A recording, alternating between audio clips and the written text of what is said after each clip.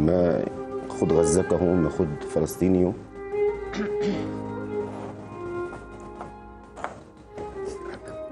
تو اگر ہم کچھ کر سکتے ہیں تو اب، نہیں تو کب؟ ہم کب کریں گے؟ آخر کب؟ محترمہ ویڈیوز میرے اپنے بچے ہیں، میرے قوم کے بچے ہیں، میرے بھانجے اور بھتیجے ہیں، میرے قوم کے بچے ہیں۔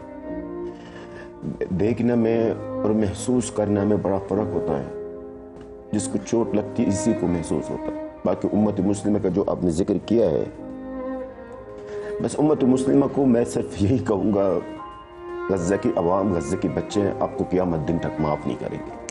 امت مسلمہ کو صرف میں اتنا کہوں گا کہ تیار رہی ہے رسول اکرم صلی اللہ علیہ وسلم کا سامنے پیش ہونے کے لیے، اللہ تعالیٰ کے سامنے پیش ہونے کے لیے تیار رہی ہے۔ جو غزہ میں ہوا ہے محترمہ، شاید بدتر اس کے لیے بھی بگڑ جاتا ہے۔ اس کے باوجود بھی ہماری امت مسلمہ کے پاس مذمتوں کے علاوہ اور کچھ بھی نہیں ہے، اور جب زیادہ غصہ میں آتے تو کہتے جی شدید الفاظوں میں مذمت کرتے ہیں۔ امت مسلمہ کے سامنے ہمارے بچوں کا خون، ہمارا بچوں کا قتل عام کیا جا رہا ہے۔ کیا ہے امت مسلمہ نے کیا ہے؟ کچھ بھی نہیں کیا ہے، اور نہ ہی کچھ کرنے کا ان کا ارادہ ہے۔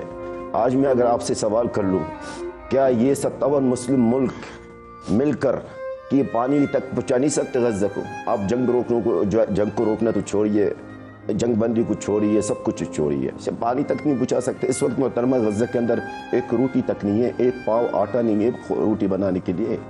جو مناظر غزہ کے اندر ہے میری قوم کے ساتھ، میرے بچوں کے ساتھ، اگر میں کہوں کہ یقین کریں اس کے لیے تو بدتر بگڑ جاتا امت مسلمہ کا کہ دل کو پتہ نہیں دل ہے بدتر ہے کیا ہے۔ وہ واقعی میں مسلمان ہیں۔ میں آپ سے سوال کر رہا ہوں، آپ ان سے واقعی میں یہ امت محمد صلی اللہ علیہ وسلم ہے؟ اگر یہ امت محمد صلی اللہ علیہ وسلم کی امت ہوتے تو کچھ نہ کچھ تو کرتے ہیں۔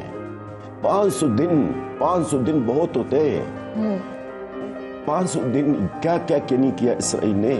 اس کے باوجود بھی امت مسلمہ نے کچھ نہیں کیا سوا قرارداد کہ سوا مذمتیں، اجلاسیں، اس سے آگے کچھ بھی نہیں ہے۔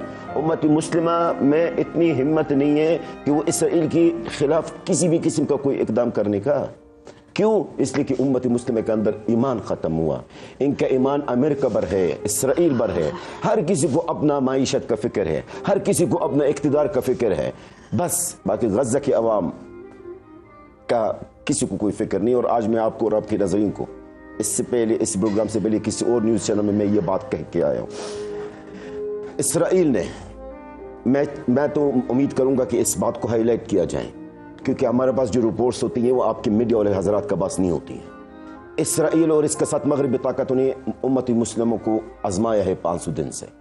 دیکھ لیا کہ امت مسلمہ کے اندر غیرت کتنی ہے، حمیت کتنی ہے، مسلم امت کے اندر ایمان کتنا ہے۔ انہوں نے دیکھ لیا ایمان، حمیت، غیرت زیرو۔ اس لیے اب خطرہ مسجد الاقصی، اب خطرہ ہے مسجد الاقصی کی طرف، قبلہ اول کی طرف ہے۔ آج میں آپ کو بتا دوں، اور یہ اس معزز چینل میں میری یہ بات سیو کیجیے گا اور یاد رکھیے گا آپ، اگر امت مسلمہ کا یہ حال رہا تو یہ خبیث ناجائز ریاست اسرائیل مسجد الاقصی قبلہ اول کو شہید کر دیں گے۔ آج تک مجھے بتائیے کوئی ایسا پیش گوئی جلال الفر نے کیا ہو اور وہ درست ثابت نہ ہو اس پاکستان پاک میڈیا میں، چاہے وہ انڈین میڈیا میں، کہیں بھی ہو۔ آج لکھ لیں یہ تاریخ 6 مارچ 2025، اگر امت مسلمہ کا یہ حال رہا، قبلہ اول کو مسجد الاقصی کو شہید کرنے کی پوری تیاری ہو چکی ہے۔ اور یہ 500 دن جو میری عوام کے، میری قوم کا خون بہا جا رہا ہے، یہ صرف ایک امتحان ہے۔ چیک کر رہے ہیں وہ امت مسلمہ کو کہ وہ امت مسلمہ کچھ نہیں کیا۔ امت مسلمہ محترمہ، میرے بچوں کی لاش ہوا میں اڑ رہی ہے، پھر بھی امت مسلمہ کو کچھ نہیں ہے، ان کو اوپر کوئی اثر نہیں ہوا۔ مجھے ایک بات بتائیے، ایک چیز مجھے بتائیے جو اسرائیل نے نہ کیا ہو غزہ کے اندر، اس 40 کلومیٹر کے اندر۔ غزہ اتنی بڑی نہیں ہے، لوگ یہ سمجھتے غزہ صوبہ سندھ جتنا ہے یا کوئی بلوچستان جتنا، غزہ 40 کلومیٹر ہے جی۔ اس 40 کلومیٹر کے اندر صرف 18 رمضان سے لے کر اب تک 1335 شہید ہیں، 1335 شہید ہیں۔ آج محترمہ میرے بچے تقریباً 22,000 فلسطینی بچے شہید ہیں، 22,000۔ کیا یہ دہشت گرد ہے؟ کیا یہ جو 22,000 فلسطینی شہید بچے ہیں، 2 4 5 سال کے بچے ہیں، کیا یہ دہشت گرد ہیں؟ آج آپ غزہ کی گلیوں میں، گھروں میں تقریباً 21,000 فلسطینی بچے جو یتیم ہیں، جن کا کوئی بچہ ہی نہیں ہے، نہ ماں نہ باپ نہ بہن نہ بھائی ہے. اس سے بڑھ کر اور کیا چاہیے امت مسلمہ کو؟ شرم آنا چاہیے امت مسلمہ کو. امت مسلمہ کا نام آپ میرے سامنے اور کسی فلسطینی کا سامنے نہ لے تو بہتر ہے. کیونکہ امت، مجھے آپ بتائیے کہ امت مسلمہ کس چیز کا مسلمان ہے، کدھر کا مسلمان ہے؟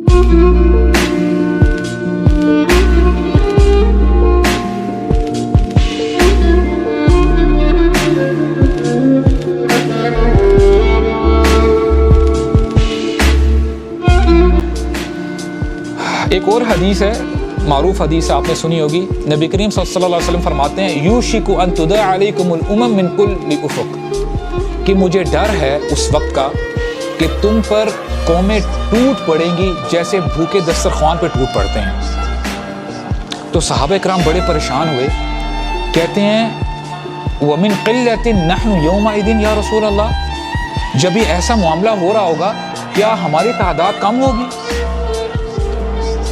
آج مسلمان کتنے ہیں؟ Approximately 1.6 billion.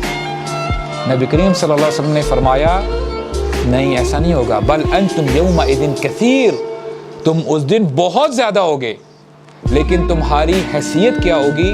غثاء ان کا غثاء السیل، جیسے سیلاب آتا ہے نا، جب دیکھ کے بڑی وحشت آتی ہے، لیکن سیلاب کے اوپر جو جھاگ ہوتی ہے نا، اس کی کوئی ویلیو نہیں ہوتی، اس کا کوئی وزن نہیں ہوتا. تمہاری وہ ویلیو ہوگی اس دن. اور ہوگا کیا؟ تنزع المہاب من قلوب عدوکم، اللہ تعالیٰ تمہارے دشمنوں سے تمہارا رعب نکال دیں گے، تمہارا رعب نکال دیں گے. اور پھر کیا ہوگا؟ وَيُجْعَلُ فِي قُلُوبِكُمُ الْوَهْنَ، تمہارے دلوں میں وہن ڈال دیا جائے گا. تو صحابہ کرام نے یہ ٹرم سنی نہیں تھی وہن.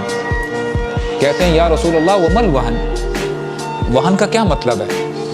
فرماتے ہیں حب الدنیا وکراہیت الموت، کہ تمہارے دلوں میں دنیا کی محبت آ جائے گی. تو نبی کریم صلی اللہ علیہ وسلم نے فرمایا کہ تمہارا حال یہ تب ہوگا جب تمہارے اندر دو چیزیں آ جائیں گی. And what are those two things?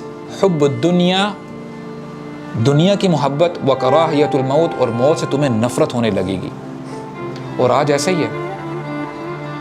اگر ہمیں اس دنیا سے محبت نہ ہونا تو ہماری ایسی حالت نہ ہو جیسی ہماری حالت ہے. آج صبح سے لے کر شام تک ہم میں سے کتنے لوگ ماشاءاللہ ایوری از لرنڈ، پڑھے لکھے ہیں، ٹھیک ہے، ماشاءاللہ سمجھدار ہیں. ہم میں سے کن کن لوگوں نے اپنی ڈیلی روٹین سے ہٹ کے یا ڈیلی روٹین میں انکلوڈ کر لیں موت کے بارے میں سوچا ہے؟